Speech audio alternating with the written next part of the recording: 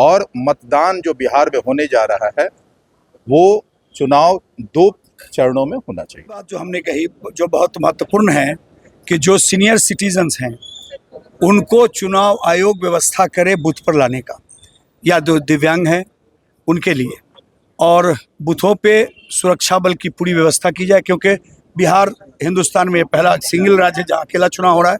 इसलिए हमने TN session की भी याद कराई। नमस्कार, लाइव बिहार देख रहे हैं आप। आपके साथ मैं Sneha Gupta. Election commission of India की टीम पटना पहुंच चुकी है और होटल ताज में लगातार बैठक कर रही है। सारे राजनीतिक दल के नेता पहुंचे थे और इसी के अंतर्गत आपको बता दें कि सीधे तौर पे लोक जनशक्ति पार्टी रामविलास के पार्टी के नेता जो है वहां पहुंच चुके हैं और जब मीटिंग से बाहर आए तो क्या कुछ कहते हुए नजर आ रहे हैं, पहले आप इस वीडियो पर नजर डालिए। मैंने पार्टी का पक्ष रखते हुए, हम तीनों लोग उस बैठक में थे, राजेश भट्ट जी, अमित कुमार सिन्हा जी, हमने कहा कि 2 चरणों में बिहार का चुनाव करें। 2 चरणों में बिहार विधानसभा 2025 का चुनाव हो।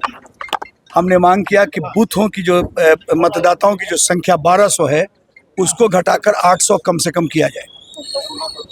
और तीसरी बात जो हमने कही जो बहुत महत्वपूर्ण है कि जो सीनियर सिटीजन्स हैं उनको चुनाव आयोग व्यवस्था करे बूथ पर लाने का, या जो दिव्यांग हैं उनके लिए, और बूथों पे सुरक्षा बल की पूरी व्यवस्था की जाए, क्योंकि बिहार हिंदुस्तान में पहला सिंगल राज्य जहाँ अकेला चुनाव हो रहा है। इसलिए हमने टीएन सेशन की भी याद कराई कि टीएन सेशन साहब ने 1995 में ये साबित किया था कि हर मतदाता अपनी स्वेच्छा से वोट डाला था उसने, और यही वजह है जो बड़ा अच्छा मतदान का प्रतिशत हुआ था।